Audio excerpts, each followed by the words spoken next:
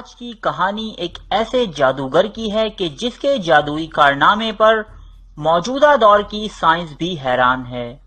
وہ علم کیمیا کا ایک ایسا ماہر تھا کہ اگر اپنی صلاحیتوں کو مثبت استعمال کرتا تو شاید آج دنیا کی صورتحال مختلف ہوتی، لیکن اس پر شیطان غالب آیا اور وہ خدائی کا جھوٹا دعویٰ کر بیٹھا۔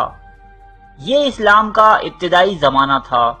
خراسان یعنی موجودہ افغانستان کے ایک چھوٹے سے گاؤں میں ایک دھوبی کے گھر انتہائی بدصورت بچہ پیدا ہوا۔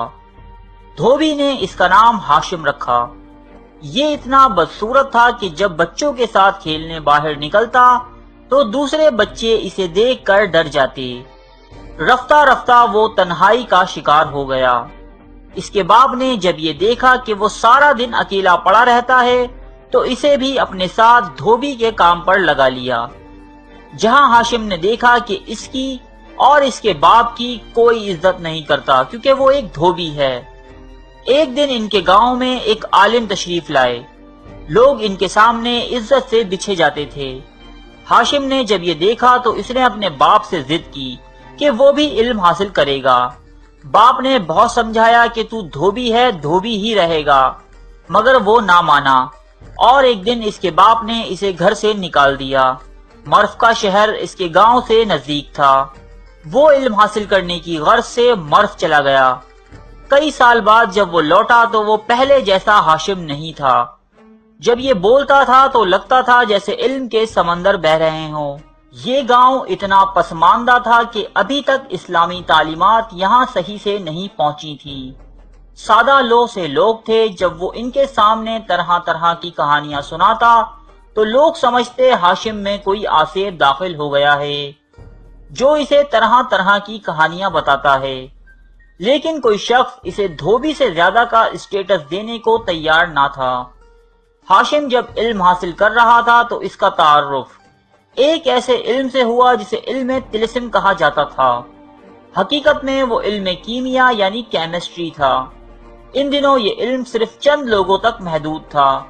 جب ہاشم کو اپنے گاؤں سے عزت نہ ملی تو وہ چپ چاپ دوبارہ اپنے گاؤں سے رخصت ہو گیا۔ کئی سال گزر گئے اور ایک دن ہاشم واپس آ گیا۔ اب وہ طب اور کیمیا سیکھ کر واپس لوٹا تھا۔ وہ بیمار لوگوں کو صحت مند کر دیا کرتا۔ اس کے گاؤں والے یہ دیکھ کر حیران رہ جاتے کہ دھوبی کے بیٹے میں ایسی صلاحیتیں۔ ایک دن اسے خود کو بہت شدید چیچک نکل آئی، جس کے دوران اس کے چہرے پر بدنما داغ پڑ گئے اور اس کی ایک آنکھ بھی ضائع ہو گئی۔ وہ بدصورت تو پہلے سے تھا مگر اس طرح اس کا چہرہ اور بھی مکروہ ہو گیا۔ اب گاؤں والے اس کا مذاق اڑایا کرتے کہ اگر تیرے اندر واقعی کوئی صلاحیت تھی تو خود اپنا بچاؤ کیوں نہ کیا۔ یہ دیکھ کر وہ بہت دل برداشتہ ہوا اور احساس محرومی کا شکار ہو گیا۔ اس کے بعد ہاشم کی مصروفیت بہت پراسرار ہو گئی۔ وہ اپنے تجربات میں لگا رہتا۔ وہ دراصل علم کیمیا کے ذریعے مختلف دھاتوں کو سونے میں تبدیل کرنا چاہتا تھا، اور ایک دن اس نے کامیابی حاصل کر لی۔ اس نے اپنے بنائے ہوئے سونے کی مدد سے اپنے لیے ایک سونے کا نقاب بنایا۔ وہ سمجھ گیا تھا کہ وہ کچھ بھی کر لے مگر اس گاؤں کے لوگ اسے دھوبی کا بیٹا ہی سمجھیں گے۔ اس لیے اس نے اپنے چند حالی موالیوں کو ساتھ لیا اور ایک انجان جگہ کے سفر پر نکل پڑا۔ وہ ماوراؤن نہرا یعنی سینٹرل ایشیا کے ایک علاقے کش میں داخل ہوا اور وہاں ایک خالی پڑے قلعے میں رہنے لگا۔ اس نے اپنے بنائے ہوئے سونے کے ٹکڑے بیچ کر اس قلعے میں خوب اناج جمع کر لی۔ اب وہ نقاب اپنے منہ پر پہن کر اس نے اپنے چیلوں سے کہا کہ قریبی بستیوں میں جا کر کہو کہ اس قلعے میں نعوذ باللہ خدا آیا ہے، جاؤ اس سے جا کر ملو۔ اس کے چیلے جاتے اور بستیوں میں جا کر اس کی باتیں سناتے۔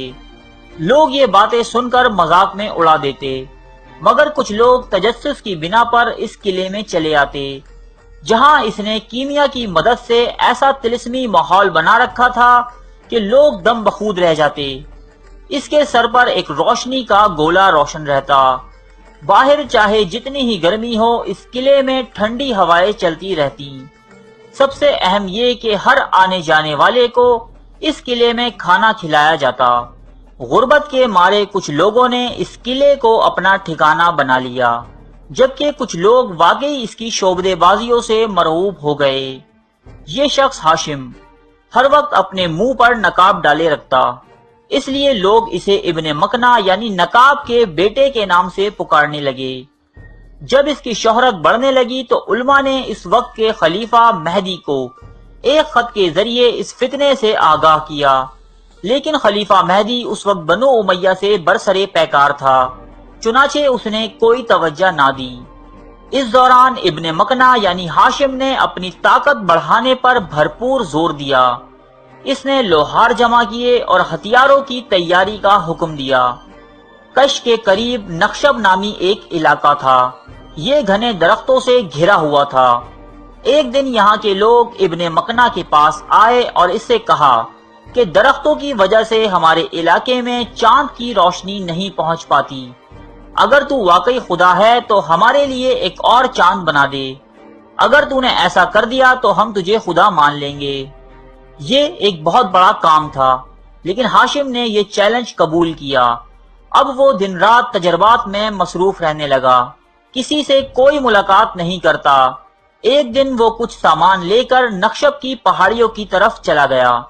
لوگ سمجھے ابن مکنہ جھوٹا تھا اور پول کھلنے کے ڈر سے بھاگ نکلا، لیکن چند دن بعد نخشب کے علاقے میں ایک چاند طلوع ہوا اور کئی میل کے علاقے میں اس کی روشنی پھیل گئی۔ اب تو نخشب کے قبائل ابن مکنہ کے پاس آئے اور نعوذ باللہ اسے اپنا خدا تسلیم کر لیا۔ یہ قبیلہ بہت ہی جنگجو تھا، اس کی وجہ سے ابن مکنہ کی طاقت بہت زیادہ بڑھ گئی۔ ابن مکنہ نے اپنے ماننے والے تمام لوگوں کو لوٹ مار کے راستے پر لگا دیا۔ یہ تمام مال اور لوٹی گئی عورتیں ابن مکنہ کے پاس لاتے، ابن مکنہ اپنی پسند کی عورت منتخب کرتا، مال میں اپنا حصہ لیتا اور باقی ان سب لوگوں میں تقسیم کر دیتا۔ لوٹے گئے مال سے اس نے کئی مضبوط قلعے تعمیر کروائے اور خود سیام نامی قلعے میں منتقل ہو گیا۔ جب یہ فتنہ حد سے بڑھ چکا تب خلیفہ مہدی کو اس کی سرکوبی کا خیال آیا، تو اس نے ایک لشکر زید بن یحییٰ کی قیادت میں روانہ کیا۔ اس لشکر نے قلعے کا محاصرہ کر لیا، لیکن کسی بھی طرح یہ قلعہ فتح ہونے میں نہیں آتا تھا۔ جب رات ہوئی تو اسلامی فوج نے آسمان پر 2 چاند چمکتے دیکھے۔ اس سے فوج میں عجیب سی بے چینی پھیل گئی۔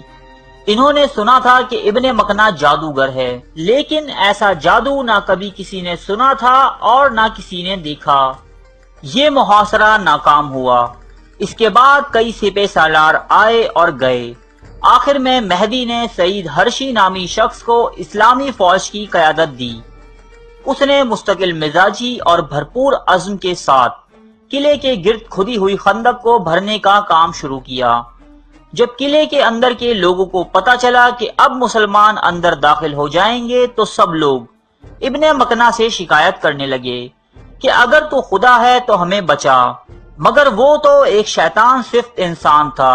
اس نے اپنے پہرے داروں اور اپنی 100 بیویوں کو زہر دیا اور اپنا نقاب اتار کر ایک لاش کے اوپر ڈال دیا۔ وہ جانتا تھا کہ کسی نے اس کا چہرہ نہیں دیکھا ہے، اس لیے اطمینان سے چلتا ہوا قلعے سے باہر جانے لگا، مگر اس کی ایک انتہائی خوبصورت بیوی جس نے ہم بستری کے دوران اس کا چہرہ دیکھ لیا تھا اس کو پہچان گئی۔ اس کی نشاندہی پر اسے گرفتار کر لیا گیا، مگر اس نے گرفتار ہوتے ہی زہر کھا لیا۔ اسلامی فوج نے خدائی کے اس جھوٹے دعوے دار کا سر کاٹ کر اسے جہنم رسید کیا۔ اس کے مرنے کے چند ہی دن بعد اس کا بنایا ہوا مصنوعی چاند جو کہ نخشب کے ایک کنویں سے نکلتا تھا، غروب ہوتے ہوئے اس کنویں کی دیوار سے ٹکرا کر ٹوٹ گیا۔ یوں اس مکروہ کردار شخص اور اس کے جادو کا اختتام ہوا۔